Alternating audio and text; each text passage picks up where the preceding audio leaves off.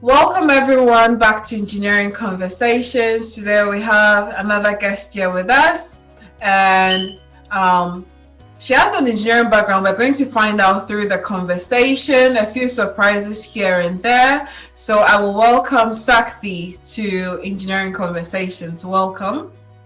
Hi everyone. So Sakthy, before we start, I have a few quick fire questions before we get into today's conversation. What was the last movie you watched? Or series or TV series? The last TV series I watched was actually Empire. Empire. I haven't seen that. It's almost like a soap opera about hip hop. Okay. I'll have to check it out. If you were to go back in time and get into any of the engineering disciplines aside from the one you're currently in, which would it be? I think something in the energy sector would be quite interesting. I think there's a lot of challenges around how we get energy, how we store it, how we deal with the carbon crisis, all this kind of stuff. I think there'd be something quite interesting in that space. Okay, so energy for you. And then the last question I have, sunny weather, rainy weather, snowy weather, which would be your choice? Sunny weather all the way. I'm tropical genetically, so yeah. Okay, so sunny weather it is. So we can start with today's conversation. What inspired you into engineering? It was actually mostly my parents. So my family come from Sri Lanka. My parents left they were born and raised there, and they left during the Civil War time. And like any kind of immigrant family, my parents wanted me to find a professional career. I was really good at science. I was good at math, all this kind of stuff. And so I personally wanted to do something that I thought made a difference. And so the options were, it could be a doctor. Doctors save lives. That's really good. It's also a nice, solid career profession from my parents' point of view. But then I started looking into what other options there were, right? And my dad himself, he's a water wastewater engineer. And the more I started looking into this, I was like, okay, if I'm a doctor, I could treat person by person, and that's really cool. But if you're a water engineer, like my dad designs systems that literally keep like hundreds of people safe just by one design of one thing. And I thought that kind of idea was really neat. And then we were raised between the UK and Canada. So between Sri Lanka, the UK and Canada, like, you could just really see the impact of what infrastructure and things did. And so I really liked the idea of going into something where I could, really make a difference to people's lives. That was my drive. Okay. So Karen, I know you are into research. What is your research area, and what are you involved in? And has that changed over time for you in your career? Yeah, so I'm in a research field, which was not what I trained to be an engineer in. So I trained to be a civil engineer. And so I've worked on things like post-disaster reconstruction following earthquakes in Peru. I've worked on designing new bridges, the new Crossrail train scheme in London, all this kind of stuff. And then I went from industry into academia and did a PhD on using satellites to monitor basically structures. So through my career, I kind of saw this problem that, hey, it's actually, we've got a lot of structures, bridges, roads, tunnels, all these very important things are aging and deteriorating. And we could really use some additional support and help with new technologies on being able to monitor that. So I did a PhD on using satellites from space that can measure like millimeters of movement from space, and then try and use that to, see if we can spot potential problems on the ground. Okay. So, with your line of research, where do you see the future into that? Yeah, I think what's interesting is that we're in this era where we can collect lots of different types of data, right? We've got sensor data, you can get environmental data, you get all these different satellite sets. There's all sorts of free satellites spinning around the Earth at this moment that you can kind of get and download information from. And in my space, it's not that we're bad at collecting data, it's just understanding what you can do and what useful things like tangibly that you can do with all of that data. And so that's where all the challenges are. And I think this data may not solve all of our global challenges, but I think it provides a really important piece in understanding what's going on.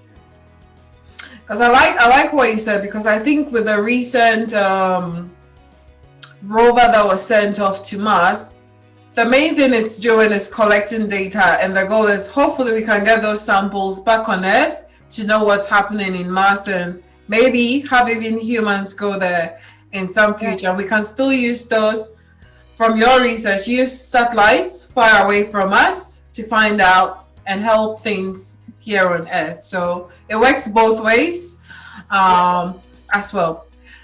So what do you think we can do to, one, get more girls to pursue engineering and possibly also stay in the engineering industry? Yeah, those are like two different points, right? So in terms of getting people into the sector, there's a few different things. One is just having what you're doing right here is super important, right? Like having some visibility, understanding like, hey, there's people like me that do engineering, and it's not just you're going to enter and it's going to be like guys everywhere in a very old school kind of environment. And so having people visible and at all spectrums of companies, so not just, people, new graduates, but like all the way through companies. And I think the second thing in terms of getting people in is making the information and opportunities easy and accessible for both schools and parents, right? I mean, schools have a tough job because they can't know every career. No. And so we engineers need to get out there and really show people what we do and what the career opportunities are and how people do it. Like making the right decisions when you're studying things and knowing what paths are available. In terms of keeping them there, I think that's a lot to do with companies and cultures and really creating an environment that is, like the word inclusive, right? That makes everyone feel quite comfortable and happy at work and provides pathways and opportunities. That is very good. I think there's a huge drive currently on diversity and inclusion across the industries, unis, schools. So hopefully the companies pick that up and make these environments much more friendly to females. So you work in academia with your research. There's a general perception that academia, industry don't work hand in hand. So people feel like engineers that are in industry, engineers in academia are doing like two sorts of different things. How do you envisage a marry between these areas? And is that perception really true? I think it can be true in some people and some applications. I think both of them play a really important part. And so I've worked in both, right? So I really like that part of industry where you get to do something like, for example, if you're a bridge designer, you get to draw it, you get to calculate it, and then there it is coming to life. And that's really exciting.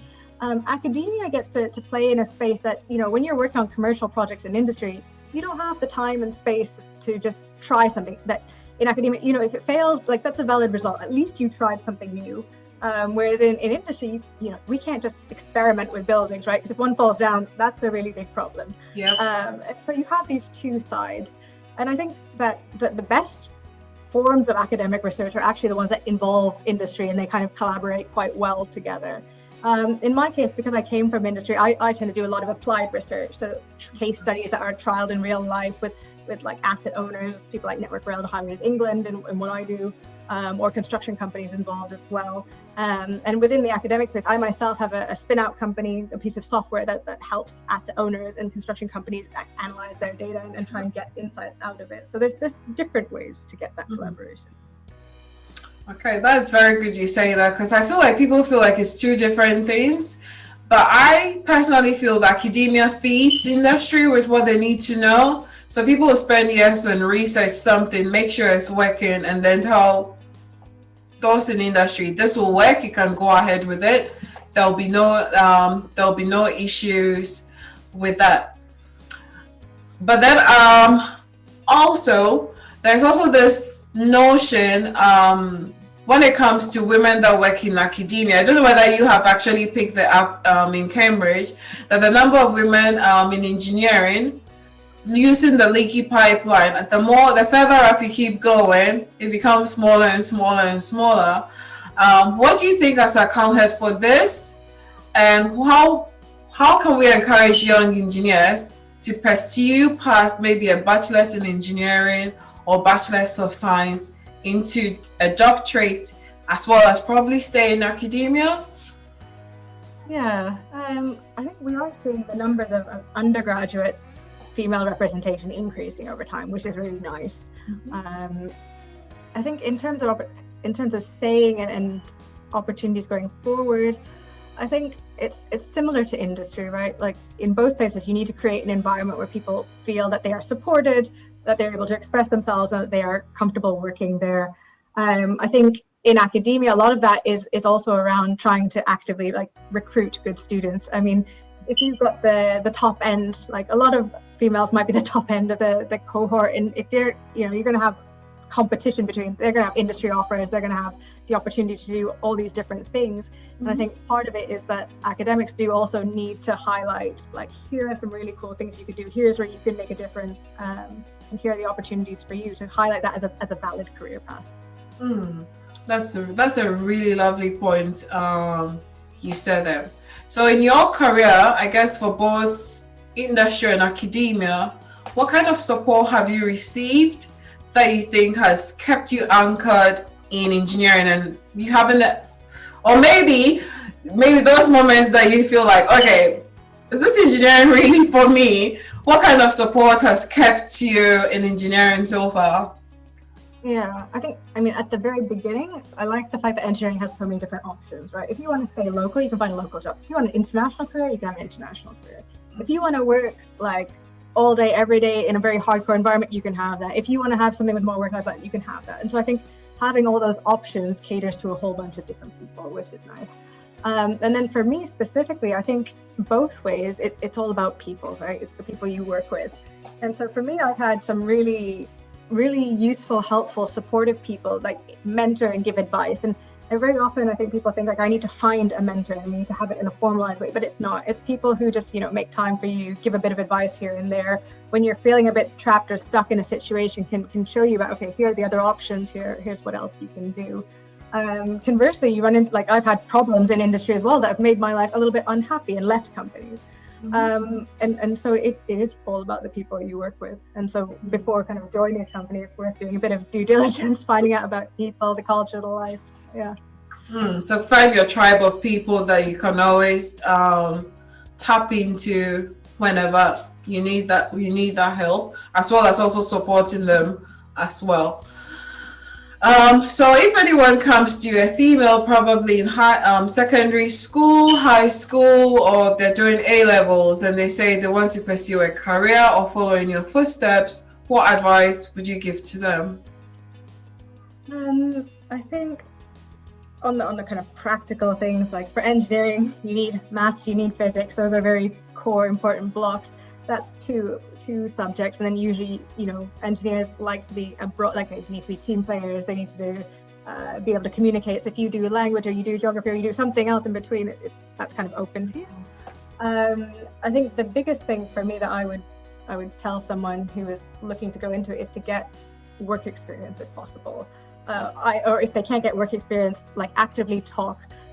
Most engineers, like a lot of engineers I know, they love talking about their work. They'll love to tell you about what they do and what it's like and all this kind of stuff. And I think it's really important also for the student to really get an understanding of what the career would be like and whether it is the right thing for them, and which, say I want to do engineering, what kind of engineering, what topic, what design, do you want to do field work, like all these kinds of things. And yeah, you just need to talk to people and try things. Okay, excellent.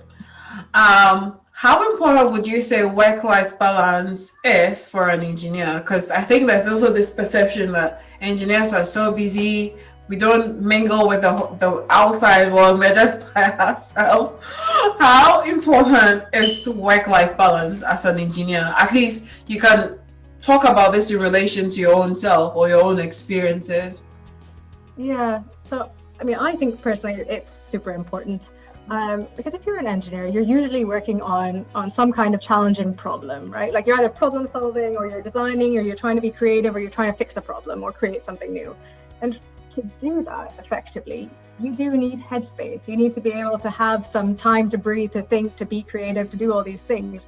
If you're constantly working with no respite, then you're not going to be a very creative person, not really be that effective in your career overall. So me personally, like I have my hobbies. I quite like music, so pre-coronavirus, being stuck in the house, I went to see a lot of concerts. I play the flute myself. I like art, and I like spending time with friends and family.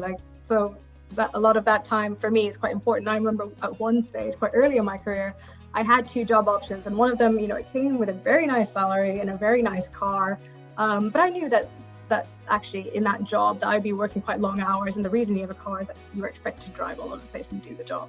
And so I actually turned down that job and picked a job that didn't pay as well. And it was in a design consultancy, and actually it gave me the time and space for me to live my life outside of work as well as do my job. You have to make those decisions, because I think if you probably had picked the first option, you'd have gotten the money and everything, but you won't have that fulfillment and happiness, and that is quite key as well. You don't want to be going to work and then you're sad. Exactly, that's it. So my last question to you, what activity would this audience find you involved in that most people will be quite surprised to see an engineer involved in? Cool. I think it would be artistic endeavors, maybe. So I like a lot of, to be honest, a lot of things I do relate to being an engineer. I spend a lot of my years working voluntarily for organizations like Engineers Without Borders and SAR Aid, Emergency Search and Rescue, and things like that. But I like my creative side. And so I tend to paint, and actually I've been able to use some engineering to work with a colleague who actually, he's also into art, and he designed a sculpture that was involved in the Chelsea Flower Show. And so we were on site building it and working. And so I think it's a really nice opportunity to combine your mathematical technical side with the ability to be quite creative.